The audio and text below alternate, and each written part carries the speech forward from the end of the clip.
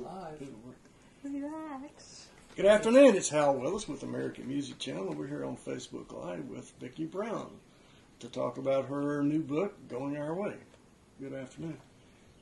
Is this your first book that you've written? Yes, Hal. It's my first book, and it will be my last book. I was going to say, how do you write a book? I've had people tell me I need to Oh, write my a book. goodness. How do you do that? Well, I started by writing a chronological order of my life. Mm-hmm. And then Roxanne Atwood helped me kind of bring it to life. I noticed it started with your childhood. So, Yes. and you had a very nice childhood. Yes. Grew up in Pine Bluff, Arkansas. Had a twin brother and an older sister. And it was, my dad owned a grocery store and a poultry market. So, grew up right on Main Street. And you and your brother and sister would ride down the basket on his bicycle when he delivered Yes, groceries? Do you yes. have a picture of that? Yes, we did. It must have been a pretty big and basket. I don't have a picture, Back then, you didn't take a lot of pictures. Mm-hmm. I mean, today we take pictures of everything. But I notice your book is full of pictures, some really neat pictures. I'm amazed that you kept all those. I went through thousands of pictures before I came to, the pictures that I did select. It was hard. It was a hard choice. I bet. And you notice I picked out a lot of young pictures of me. You look pretty good in those. You look pretty good now. And you talk a lot in the early part of your book about your being raised in the church and your faith, and I know that's a big thing throughout the book, and that's something you probably want to talk about. Yes, I accepted Christ when I was 12 years old, and my twin brother followed me and accepted Christ, and it was quite an emotional experience. Mm-hmm. And I have been true to my faith and my religious beliefs, and I learned early on that it's not my will, but God's will in my life.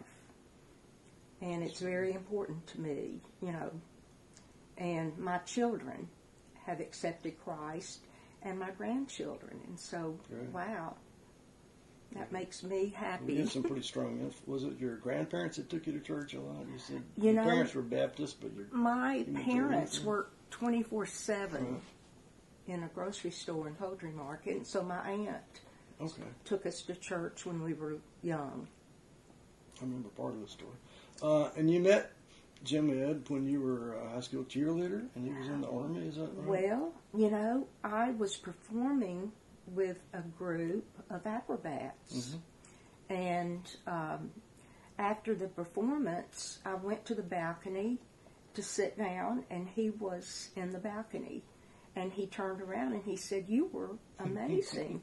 And I thought, oh my gosh, thank you. And so, did you know who he was then? I didn't know who he was, but my girlfriend liked country music, and she said, "Becky, that's Jim Ed Brown." And I said, "Really?" And she said, she tapped him on the shoulder and said, "Are you Jim Ed?" And he said, "Yes, I am." Mm. And of course, she was beside herself, and she kept saying, "Oh my gosh, that's Jim Ed."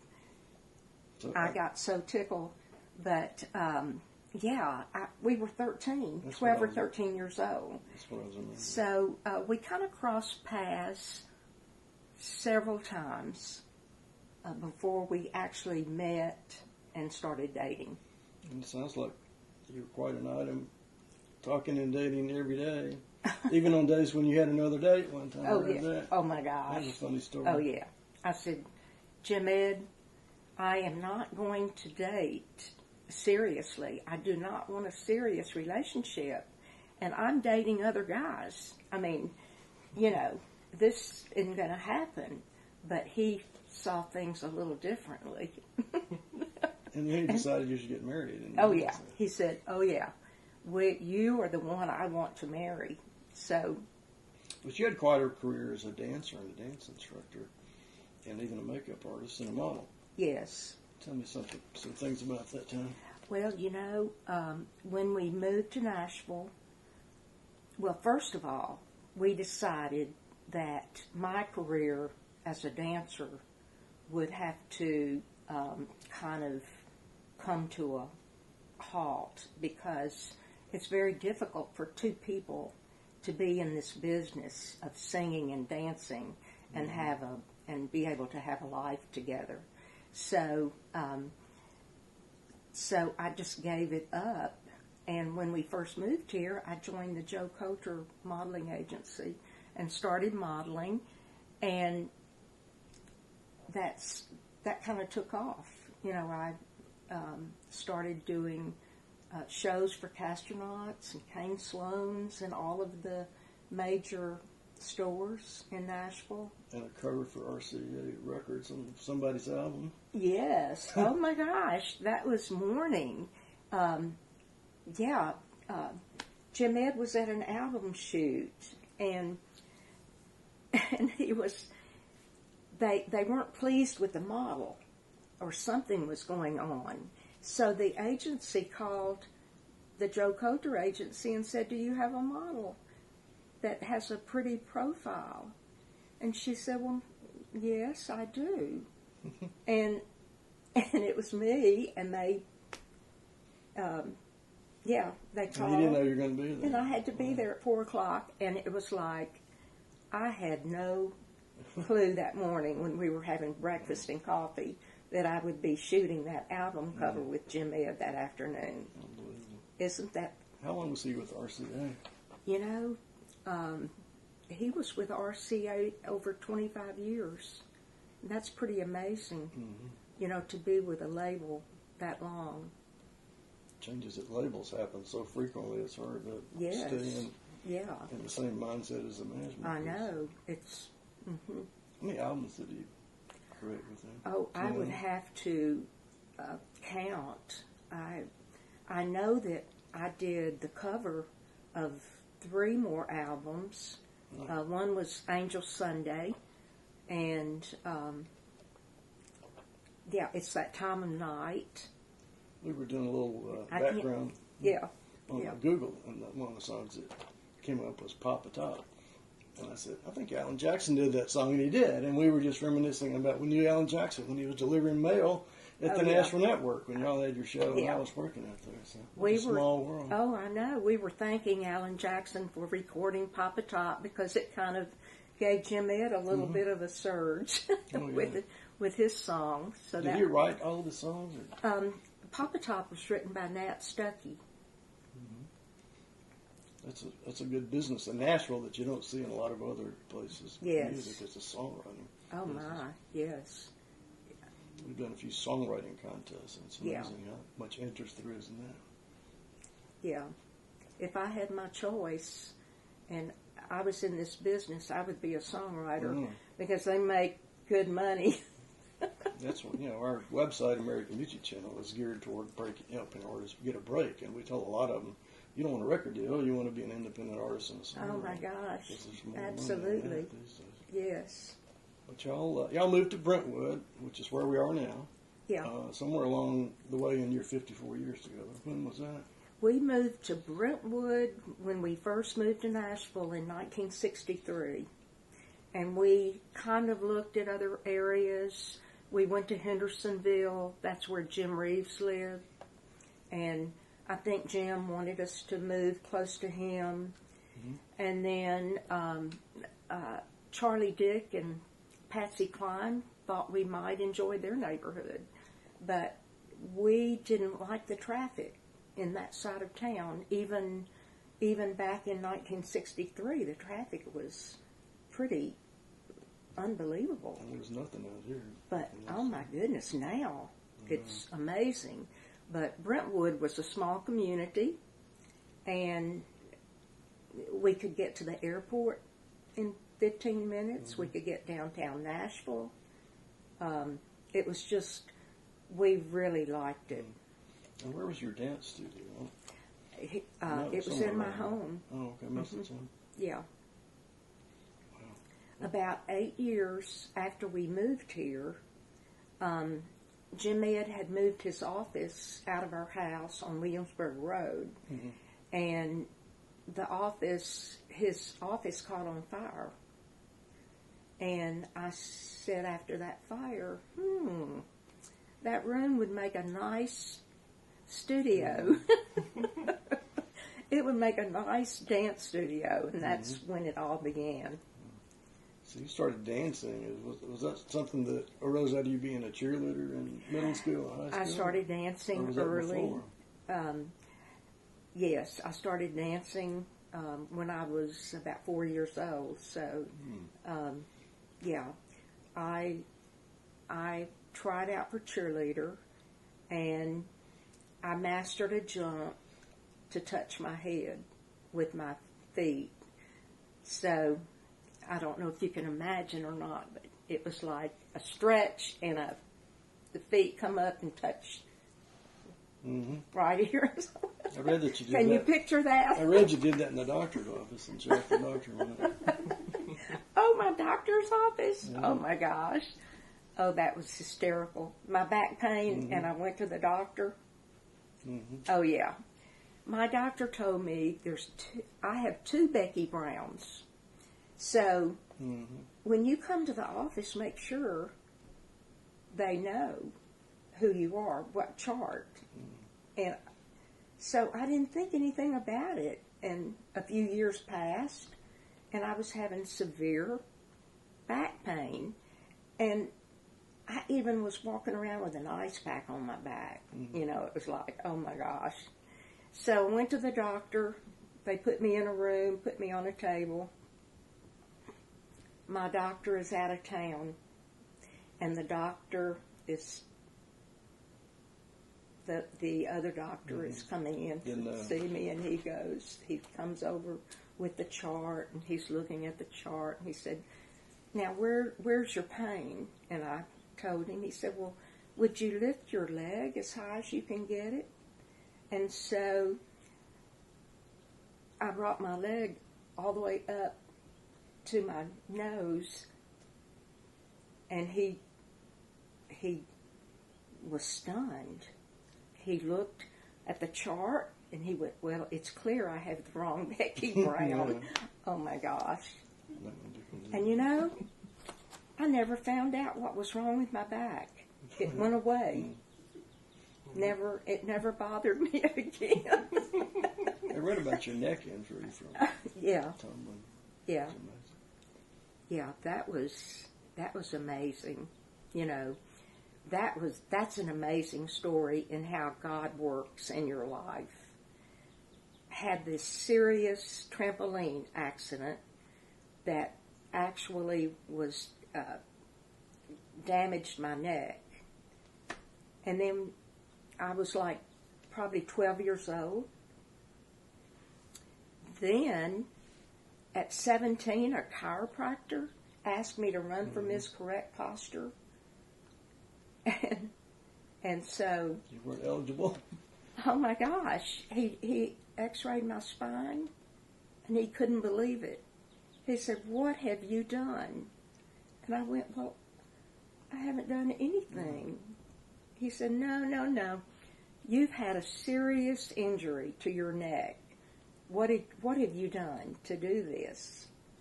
And I had to think. I said, that trampoline accident.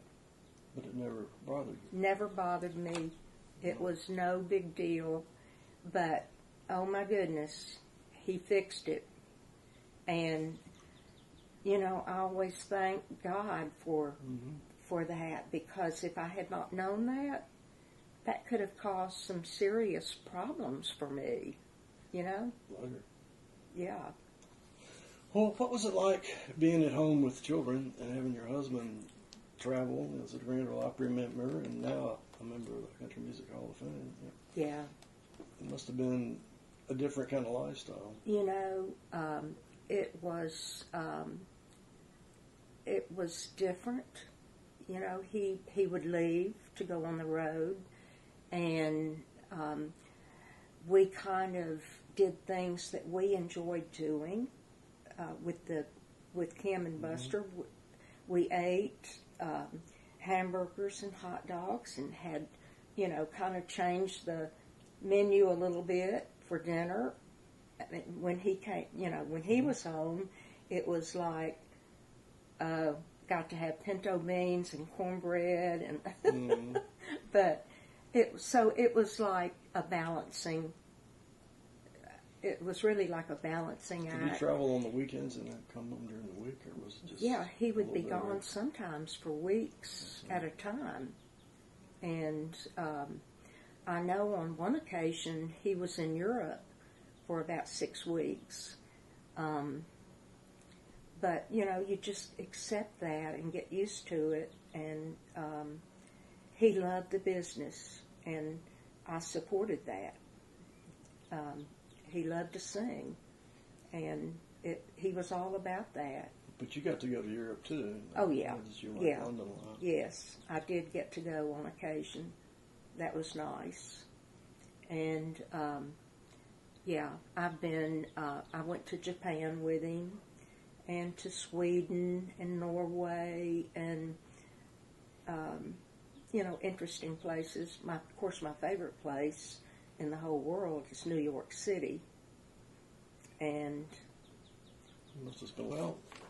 What else would you like to tell us is not in the book? well, it's quite a journey. It's just about the life with him, the way he kind of grew. We kind of grew together, and almost had a reverse of our roles. When we first got married, he was kind of the macho man. Becky needs to stay at home and cook and clean, raise the kids. And then it kind of, it evolved into he was helping me cook and can and do things that he had never done, which was an experience. But, that was a good thing.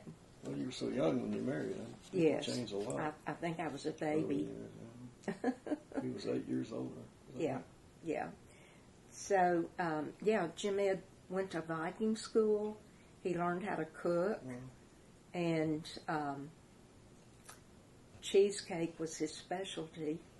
Oh, no. And I remember he used to make cheesecakes, and they would sell them at Opryland.